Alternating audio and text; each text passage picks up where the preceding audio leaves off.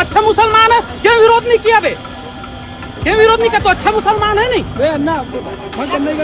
नहीं चाहिए ना तुम लोग की, हमें वो सहयोग नहीं चाहिए। निकल जाओ, हमारे खा के हमें से लड़ाई कर लपेट लो भैया विवाद।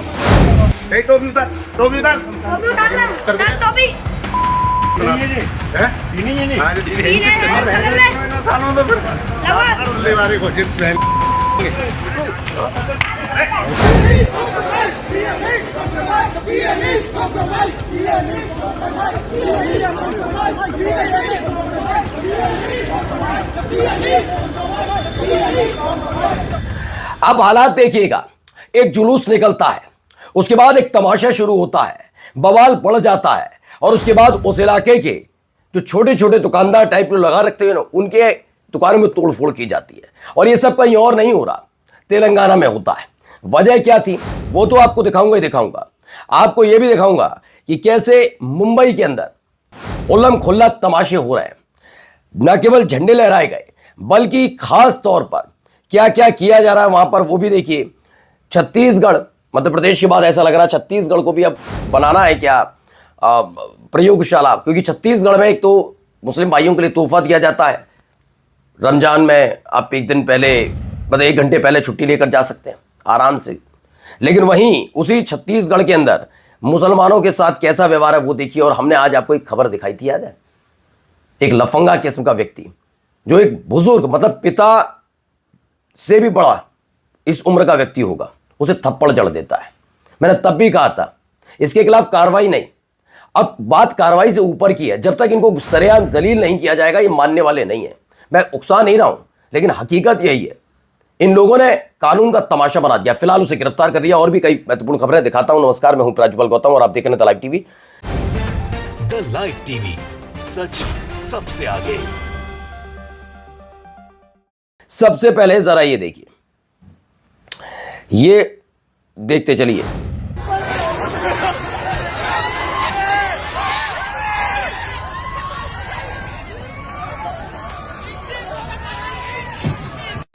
तो तोड़फोड़ की जा रही है, तरावीह की प्रेयर हुई या नहीं उस समय अता की गई। और उसके बाद एक मस्जिद में हैदराबाद में अंबरपेट में तभी छत्रपति शिवाजी महाराज जयंती का जुलूस निकलता है।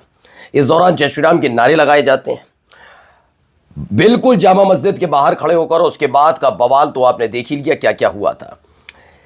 ये देखिए, इसको लेकर दावा द मुस्लिम का भी है, बांसवाड़ा तेलंगाना। क्या हुआ? मुस्लिम youth was allegedly attacked by a mob inside a Reliance Mart.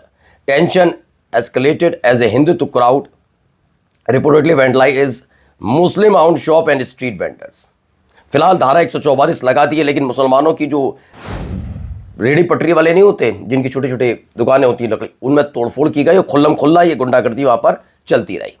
अब आइए जरा यहां पर भी देख लीजिए, यहाँ अलग खेल है। जरा यहाँ देखिए,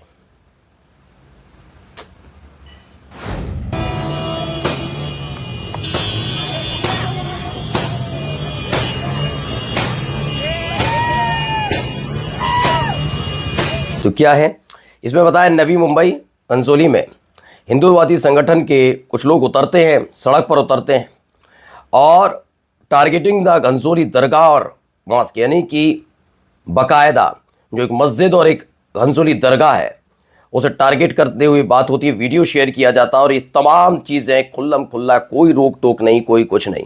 अब उड़ीसा के बाद जरा आपको छत्तीसगढ़ भी लेकर चलते हैं। उड़ीसा में तो होता ही रहता है, छत्तीसगढ़ में देखिए। हिंदुओं को तू अच्छा मुसलमान है, क्यों विरोध नहीं किया बे? क्यों विरोध नहीं किया? तो अच्छा मुसलमान है नहीं? नहीं चाहिए ना तुम लोग की, हमें वो सहयोग नहीं चाहिए। निकल जाओ, हमारे खा के हमें से लड़ाई कर लपेट लो भैया विवाद में, लपेट लो। क्या नाम है जी आपका? बात करें हम लोग काय के लिए करेंगे भाई? क्या हो रहा है बताओ? हिंदू मुस्लिम कर रहे हैं। अरे भाई हम लोग 20-25 साल से देव बलौदा का मड़ई बाजार कर रहे हैं। हमको क्या मतलब भाई हिंदू मुस्लिम धर्म से, जाति से? हमको तो 2 पैसा कमाना है, धंधा करना है, घर चले जाना है। ये देखिए, छत्तीसगढ़ के देबवा लोधा चरौदा में महाशिवरात्रि मेले में मुस्लिम व्यापारियों ने दुकानें लगाई। बजरंग दल के गुंडे आए, दुकानदारों से आधार कार्ड मांगा, नाम पूछा, धर्म पूछा और पहचान करने के बाद जबरन दुकान बंद करने का आदेश दे दिया, लंपटाई करके, जैसे डीएम कलेक्टर टाइप का कोई व्यक्ति। मैंने इस वीडियो पर आपको भी गुस्सा आ जाएगा। देखिए, ये देखिएगा, आप देखते देखते चलिए क्या तमाशा हो रहा था। इस पर मेरा गुस्सा आया था। टोपी उतार, टोपी उतार, टोपी उतारना, उतार टोपी।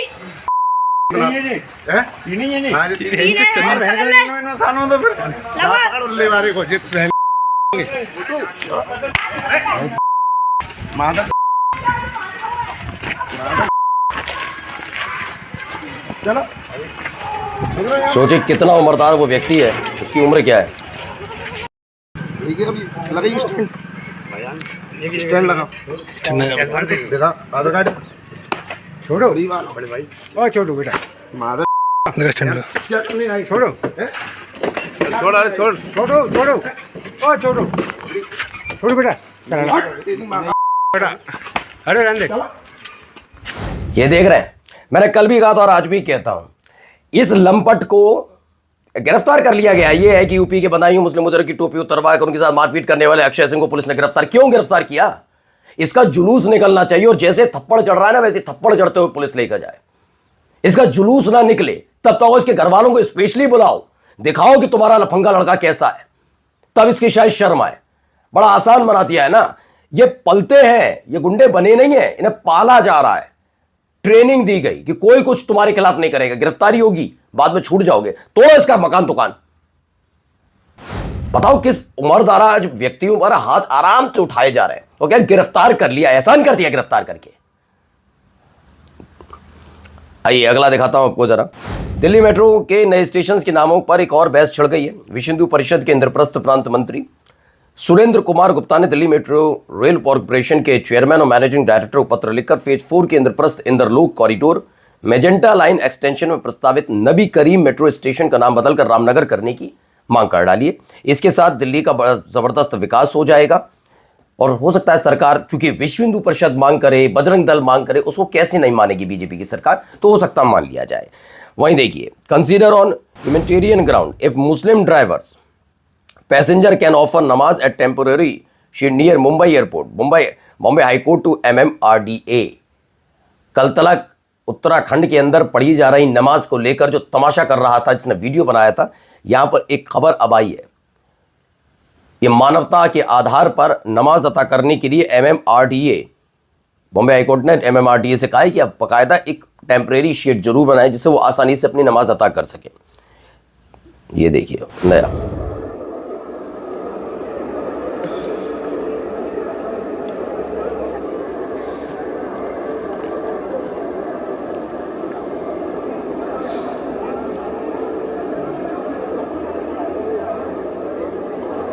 अपने तरीके से विरोध जताया।